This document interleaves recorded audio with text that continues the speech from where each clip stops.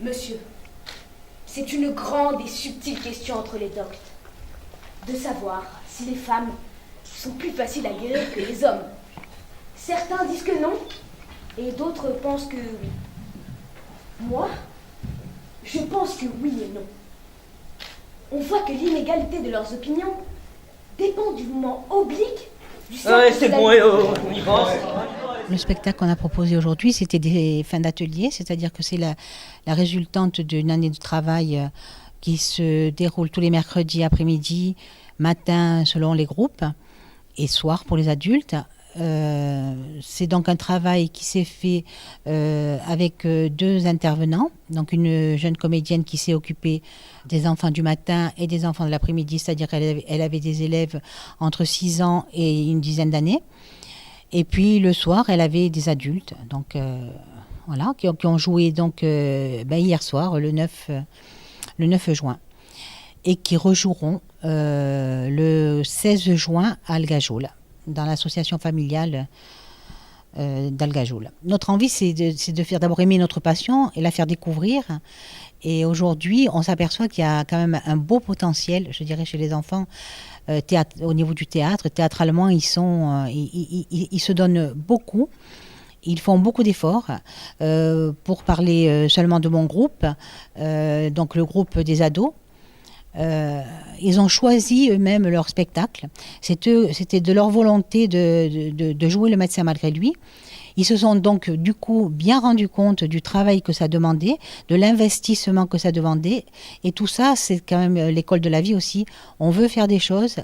On peut penser parfois qu'elles sont faciles à réaliser. Et puis on se rend compte petit à petit en chemin des difficultés et des plaisirs qu'on peut prendre, mais du travail que cela demande.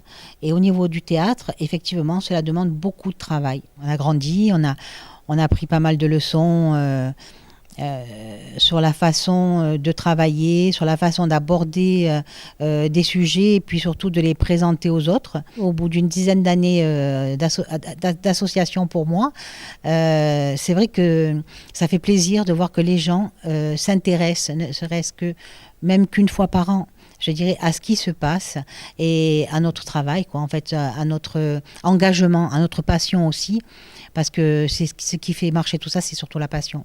Morgane, attends! Ne prends pas la mouche. J'ai une grande nouvelle. Je suis devenu roi. Hurrah! Vive le roi! Le premier spectacle s'appelait La Table Ronde. C'est une adaptation de l'histoire du roi Arthur que j'ai créée avec tous les enfants, grâce aux propositions qui m'ont donné toute l'année. Donc depuis le mois de septembre, on travaille énormément sur l'improvisation. Il faut savoir qu'ils ont 6 ans, donc ils ne savent pas lire.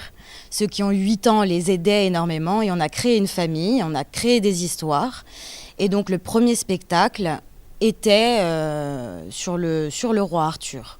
C'était totalement une création, j'ai écrit avec eux, on a fait la mise en scène ensemble et ça a été un bonheur. La deuxième s'appelle En attente, donc ça c'est une création originale, inventée de toutes pièces, que j'ai écrit avec les enfants. Donc eux, ils avaient 8, 9, 10 ans, pas plus grands. Et en gros, c'est le même principe, c'est travailler l'improvisation, la découverte de l'autre, l'écoute. Non mais vous le croyez, vous? Mon propre poulet m'a mordu! C'est scandaleux! Ce soir, je vais le faire rôtir.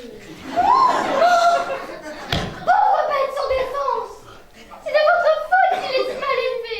J'ai eu d'énormes progressions, des enfants très introvertis, très timides et qui aujourd'hui m'ont bouleversée. Ils étaient tellement à l'aise et ça c'est une si belle récompense pour moi.